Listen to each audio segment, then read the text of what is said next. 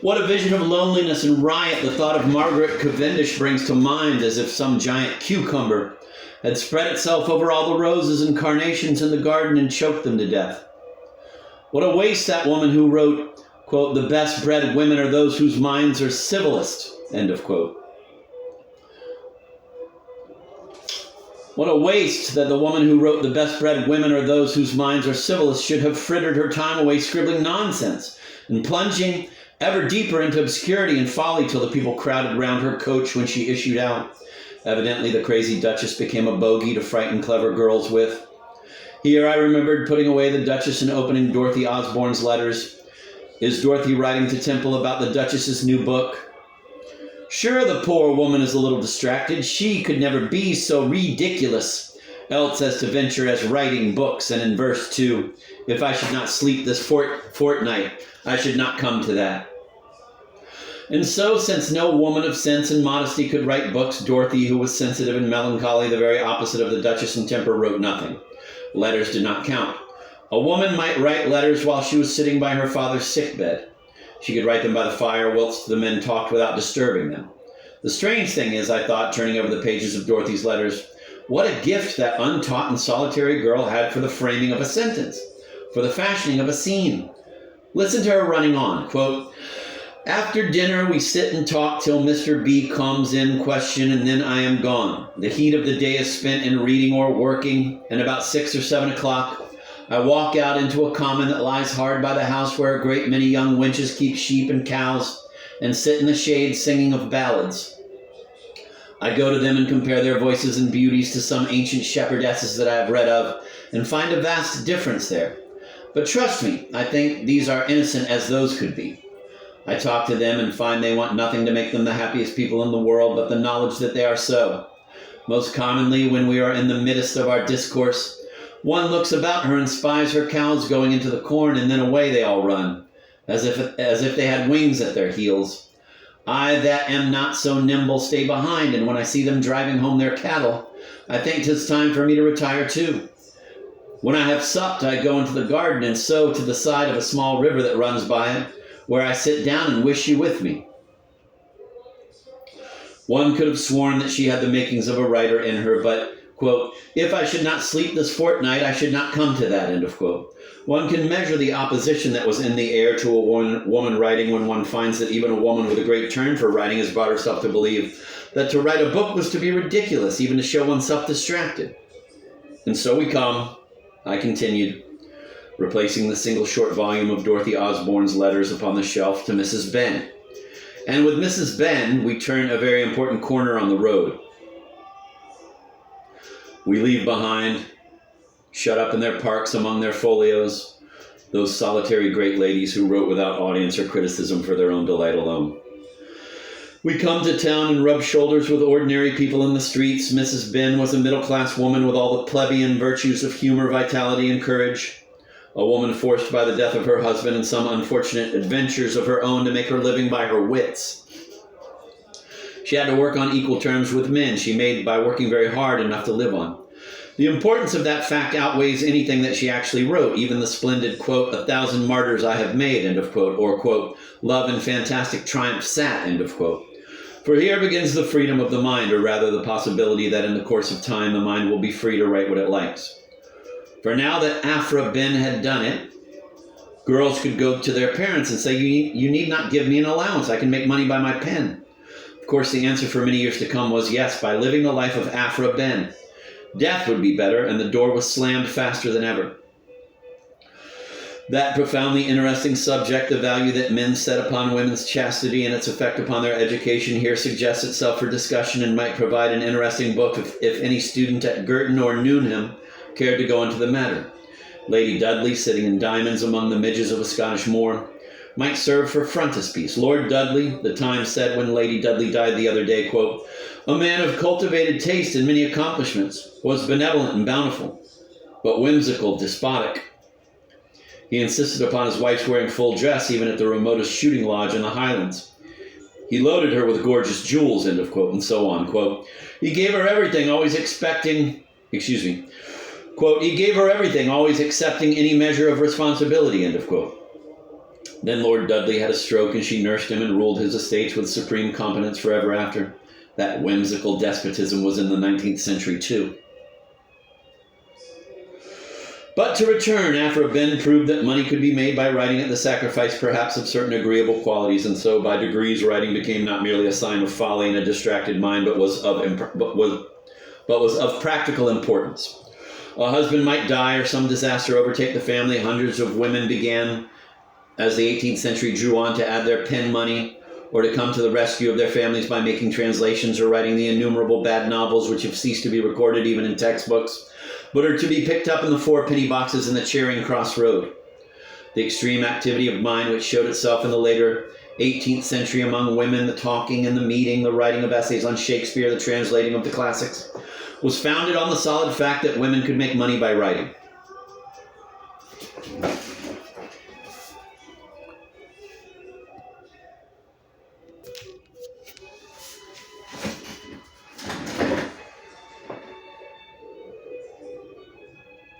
Money dignifies what is frivolous if unpaid for. It might still be well to sneer at blue stockings with an itch for scribbling, but it could not be denied that they could put money in their purses. Thus, towards the end of the 18th century, a change came about which, if I were writing history, I should describe more fully and think of greater importance than the Crusades or the Wars of the Roses. The middle-class woman began to write.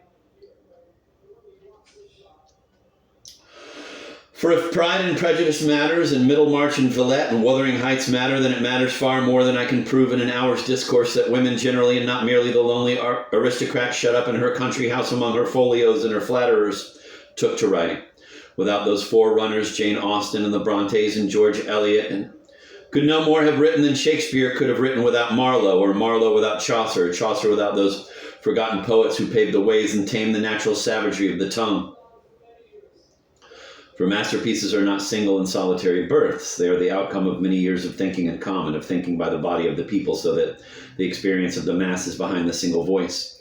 Jane Austen should have laid a wreath upon the grave of Fanny Burney, and George Eliot done homage to the robust shade of Eliza Carter, the valiant old woman who tied a bell to her bedstead in order that she might wake early and learn Greek.